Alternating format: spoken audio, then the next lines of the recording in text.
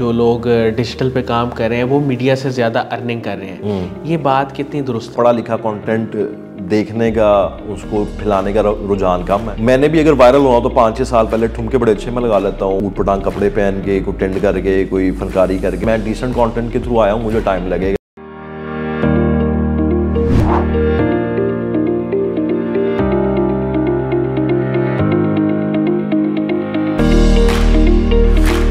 अस्सलाम वालेकुम नाजरीन, शेयरिंग ऑफ प्रोफेशनल विजडम के साथ मैं हूं आपका मेज़बान अली रहमान खालिद। नाजरीन, जैसा कि आप जानते हैं, हम हमेशा ही ऐसे मेहमानों को आपके सामने लेके आते हैं जिनकी ज़िंदगी से और जिनके लाइफ एक्सपीरियंस से आपको कुछ ना कुछ सीखने को मिलता है। और हमारी टैगलाइन भी यही है कि ज़िंदगी में रोशनी बनो और सोच बदलेगी तो पाकिस्तान बदलेगा।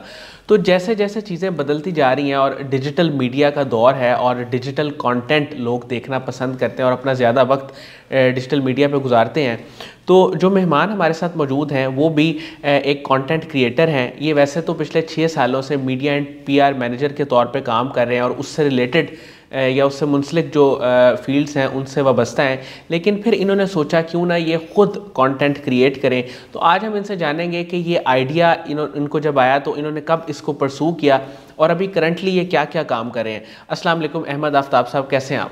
अल्हम्दुलिल्लाह, बहुत शुक्रिया सर। मैं आगाज़ यहाँ से करूँगा कि आप बतौर मीडिया एंड पीआर मैनेजर भी काम कर रहे थे, फिर उसके बाद आप कंटेंट की तरफ आए और आज माशाल्लाह आप अपना यूट्यूब चैनल लेके चल रहे हैं। तो क्या डिफरेंस फील होता है और अब आपकी फीलिंग्स क्या हैं इस वक्त?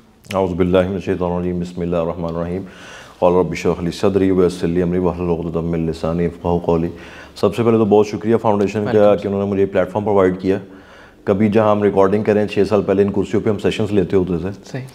तो इसको शुरू करने का मकसद ये था कि जो कि मैं सीख रहा हूँ फाउंडेशन से चीज़ें, ये डिफरेंट उस्तादों से सीखी, वो मैं अपने दोस्तों के साथ शेयर करता रहता था और वो कह रहे थे कि आप इसको थोड़ा मैस लेवल पे लेके जाओ, दुनिया के साथ शेयर करो। तो मैंने तकरीबन 3 महीने से उसको रिकॉर्ड करना शुरू किया। तो उसके पीछे मकसद यही होता है, जो मैंने सीखा है वो आगे फैलाऊँ और आप चले भी जाओ दुनिया से तो आपका कंटेंट जो है वो प्रॉफिटेबल कंटेंट पड़ा हो, ताकि लोग आपको अच्छे लफ्ज़ों में याद कर सकें। सर, कंटेंट क्रिएट करना ज़ाहिर है इसमें आपको और भी लोग चाहिए होते हैं, उनके साथ आपने इंटरव्यू करना होता है, लाइन अप करना होता है। तो ये चीज़ें और ये एक्सपीरियंस आपको कैसा लग रहा है? अच्छा, मज़े की बात यह है कि मैं 1 मैन आर्मी खेलता हूँ। तकरीबन 6 साल पहले ही मैंने क्यों नहीं शुरू कर दिया, तो इसी चक्कर में यार टीम होगी, कभी कोई एडिटर होगा, कोई रिसर्चर होगा, तो फिर मैंने को 3 महीने पहले तैयार किया कि कोई बचाने नहीं आएगा, आपको खुद ही करना पड़ेगा। तो मैं अपने फ़ोन से शूट करता हूँ। एक गूगल पिक्सल मेरे पास फ़ोन है 4, और मोस्ट दुनिया के कंटेंट क्रिएटर उसी से कर रहे हैं। एक बीबी की वायंस इंडिया का बड़ा मशहूर यूट्यूबर है, वो अभी तक पिक्सल 1 से शूट कर रहा है और तकरीबन 25-26 मिलियन उसके सब्सक्राइबर्स हैं। सही। तो मैं अपने फ़ोन से करता हूँ, स्टैंड पे फ़ोन लगाया, बैठ के गेस्ट के साथ, क्योंकि बाकी काफ़ी चीज़ें एडिटिंग में कट हो जाती हैं। रिसर्च का कंटेंट भी फिर मेरा अपना होता है, और वो मैं किस तरह रिसर्च करता हूँ, वो मेरा ये होता हूँ कि ऑडियंस है गेस्ट के बारे में क्या ही जानना चाह रही है। सही। तो कुछ पहले मैं उसकी लाइफ जर्नी को पढ़ता हूँ उस गेस्ट की, और फिर अपने ऑडियंस के मुताबिक उसके सवाल को ढाल के तो वो इंटरव्यू अवाम के सामने लाता हूँ। फिर उसको अपलोड, एडिट, फिर अवाम के कमेंट, जो इंगेजमेंट होती है आपकी, वो सारी मेरी अपनी मैं खुद ही मैनेज करता हूँ। कभी कभार छोटा भाई मुझे या उसका दोस्त मेरा कोई तो हेल्प कर देता है मुझे बातों में। सर, मुझे ये बताइएगा, ये बड़ी एक इंस्पायरिंग चीज़ है आम लोगों के लिए जो यूट्यूब पे काम करना चाहते हैं, और जाहिर है कि बहुत सारे लोग जब इसको सोचते हैं तो उनके जहन में ये चीज़ आती है कि एक एडिटर होगा, एक कैमरामैन होगा, फिर एक बंदा हमें कोई रिसर्च करके देगा और हम फिर जो है ना वो यूट्यूब पे अपना स्टूडियो का माहौल बनेगा। बिल्कुल इस तरह।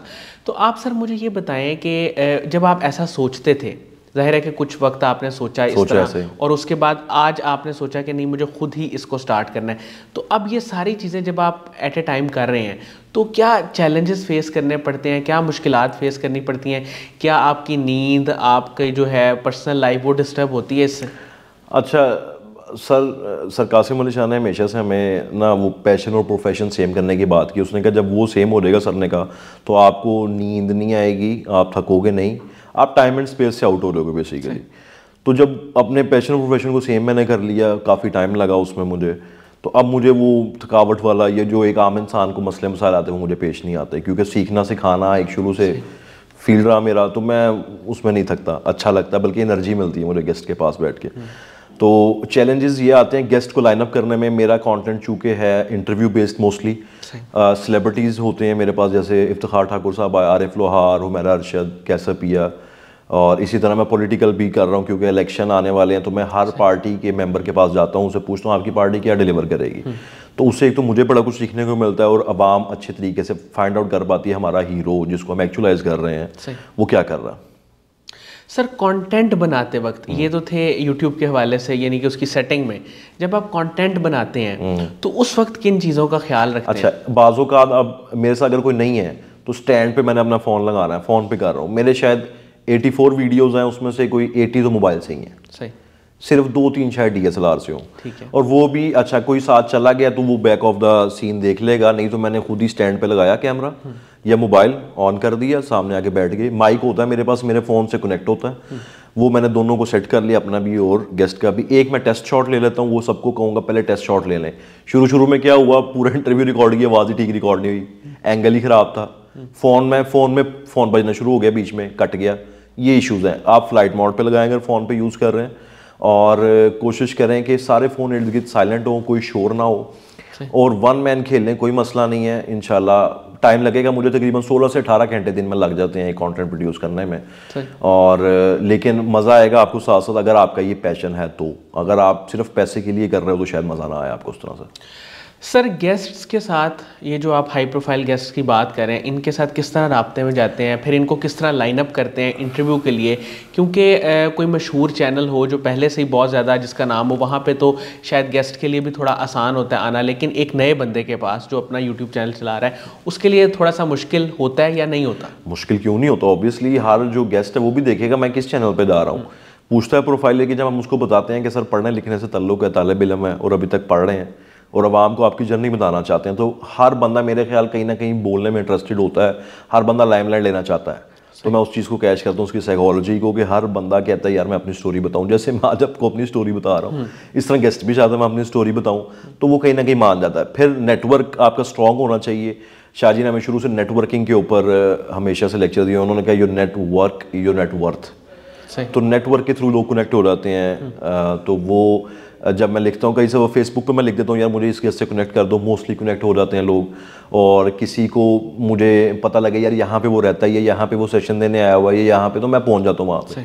तकरीबन को 150-200 मैंने अभी तक नेटवर्क सेशन अटेंड किए होंगे, जिसमें मुझे बाजू का नेटवर्क से ही गेस्ट मिल जाता है, भागना पड़ता है गेस्ट के पीछे थोड़ा सा।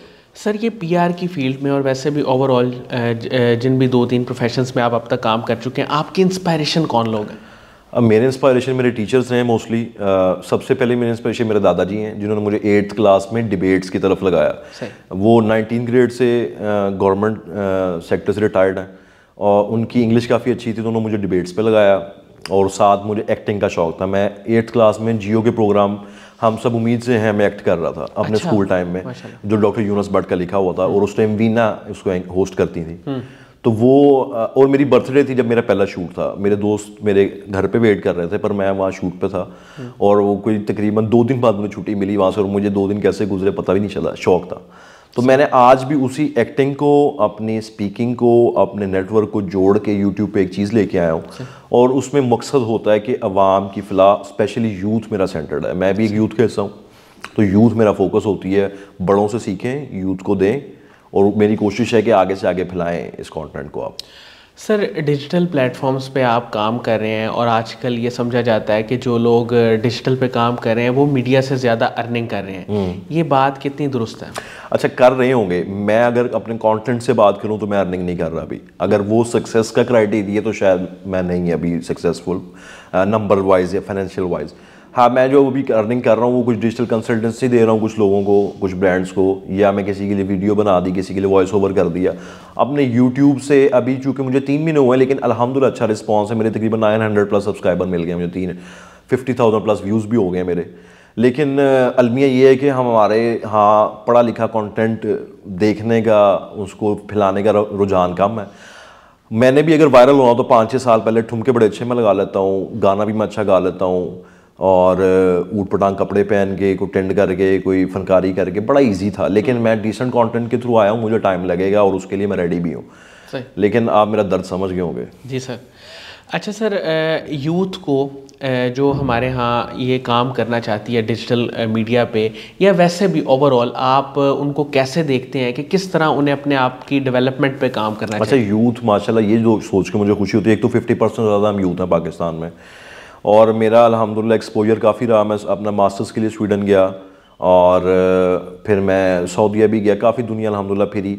अब पाकिस्तान जितनी मोटिवेटेड यूथ नहीं मैंने देखी। जहाँ पे सहल पसंदी है वहाँ पे यूथ कर कुछ नहीं रही, उसको उनके घर से पॉकेट मनी मिल रही है या गवर्नमेंट स्पॉन्सर कर रही है, वो चिल कर रहे हैं। हमारी यूथ स्ट्रगल कर रही है, वेरी गुड है।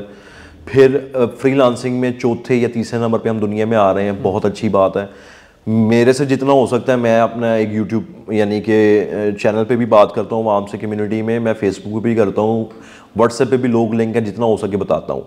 मैं देख रहा हूँ 12-13 साल का बच्चा भी $1000 अर्न कर रहा है, और ये कोई इसमें वो हवाई बात नहीं है, डिज़ाइनिंग के थ्रू, एडिटिंग के थ्रू। और अगर कोई ये पूछे कि किस फील्ड को परसू करना चाहिए, तो वो आपके इंटरेस्ट से निकलनी चाहिए। ठीक है, इकबाल साहब का शेर याद आ गया कि खुद ही में डूब के पा जा सुराग ज़िंदगी, तो मेरा नहीं बन सकता ना बन, अपना तो बन। जिस दिन अपने बन जाएंगे तो फिर दुनिया आपकी बन जाएगी। अच्छा सर, आपका जो YouTube चैनल है, इस पे अब तक जो टॉप, अगर मैं कहूँ कि 3-4 गेस्ट जिनका आप इंटरव्यू कर चुके हैं, उनके वो कौन लोग हैं? अच्छा, वो मेरा पहला इंटरव्यू था इफ्तिखार ठाकुर साहब के साथ। अच्छा। तकरीबन 18,000 व्यूज़ पे वो गया, बिल्कुल नया चैनल, तकरीबन 100-150 सब्सक्राइबर होंगे, और 1000+ घंटे मुझे वो वॉच टाइम लेके गया। अच्छा, उसके बाद अनफॉर्चुनेटली इतना कोई ख़ास नंबर वाइज नहीं स्कोर कर सका कोई भी वीडियो, लेकिन बहुत अच्छे गेस्ट मेरे साथ, आरिफ लोहार साहब के साथ बहुत मज़ा आया, बड़े गहरे इंसान थे। ऑफ कैमरा हमने ऐसी भी अच्छी बातें की होंगी जो ऑन कैमरा की हैं, लेकिन वो डरते ये हैं कि अवाम फतवे ना लगा दे। अभी हमारे अंदर शायद टेम्परामेंट नहीं है कि हम हर किस्म की तनकीद को ले सकें, तो हर किस्म का कंटेंट शेयर करते मुझे भी डर लगता है कि किसी दिन मुझे ही ना कोई उठा के ले जाए। सही सही सही। अच्छा सर, कासिम अली शाह साहब के काम को और उनकी फाउंडेशन को आप कैसे देखते हैं, क्योंकि आप इसका हिस्सा भी रहे हैं और आज आप माशाल्लाह एक सक्सेस स्टोरी हैं? अच्छा, शाह जी ही वो बंदे हैं जिनको मैंने देखना शुरू किया। जब मैंने आपको बताया स्कूल से मैं डिबेट्स और एक्टिंग में था, फिर मुझे कोई बंदा मिला नहीं, कोई गाइड मुझे मज़ीद करे, क्योंकि मेरे वालिदैन का भी एक सर्टेन लेवल तक तजर्बा था। उसके बाद कोई ऐसा बंदा मुझे चाहिए था जो फील्ड में कुछ कर रहा हो। तो सर की वीडियोस 2014-15 में मैंने देखना शुरू की, तो और फिर एक सच्ची बात मैंने लगन ठानी कि सर को मिलना है, और लकीली ऐसा हुआ कि सर मेरे घर के पास ही उनकी फाउंडेशन बन गई। मैं टाउनशिप का रिहायशी हूँ सर, एक बार टाउन में फाउंडेशन है। 2017 में पहली मुलाकात हुई जब इनका साइंस कॉलेज के साथ फाउंडेशन था, तो वहाँ से सफ़र शुरू किया। तो आज तक आप छोटे भाइयों की तरह वो मुझे रखते हैं, और बड़ा अच्छा हमारी गपशप है। जब मुझे कोई मसला आता है तो हम एक मैसेज पे बात कर लेते हैं, मेरी काफ़ी क्यूरी दूर हो जाती है। तो उन्हीं को देख के, जब जिस तरह उन्होंने शेयर किया नॉलेज अपना, उन्होंने हमें जब ट्रेनर 2017 में, तो उन्होंने कहा हम ओपिनियन मेकर्स तैयार कर रहे हैं आप लोगों की शक्ल में, कल को हमने सोसाइटी में जाके हमें रिप्रेजेंट भी करना है और ओपिनियन रखनी है। उसी के लिए यूट्यूब भी शुरू किया, और वही मेरी वाहिद मोटिवेशन भी है। शाह जी, बहुत बहुत शुक्रिया अहमद आफ्ताब साहब, आपने हमारे लिए वक्त निकाला। नाज़रीन, मुझे उम्मीद है कि इनकी गुफ्तगू से आपने बहुत सारी चीज़ें सीखी होंगी, ख़ास तौर पे जिस तरह इन्होंने बताया कि कंटेंट और फिर वो कोऑर्डिनेशन, पीआर और फिर इन सब चीज़ों को मैनेज करना वो किस तरह से मुमकिन है, और किस तरह ये अकेले ये सारा काम कर रहे हैं। सबसे बड़ी इंस्पायरेशन ये है। इसके साथ ही इजाज़त दीजिए, अपना बहुत ही अगर रहमान भी एक शेर सुनाने की इजाज़त मुस्ताखिर है सर। ये मैं अपनी यूथ के लिए एक मोटिवेशन के तौर पे एक शेर देना चाहूँगा। हमें बहुत तनकीद मिलती है इस काम में कि तू क्या करेगा। अच्छा, तो उसमें शेर इस तरह से है कि ख़ुद को तरतीब दिया आखिर कार असर नौ, ज़िंदगी में तेरा इनकार बहुत काम आया। बहुत शुक्रिया, बहुत शुक्रिया। अल्लाह हाफ़िज़।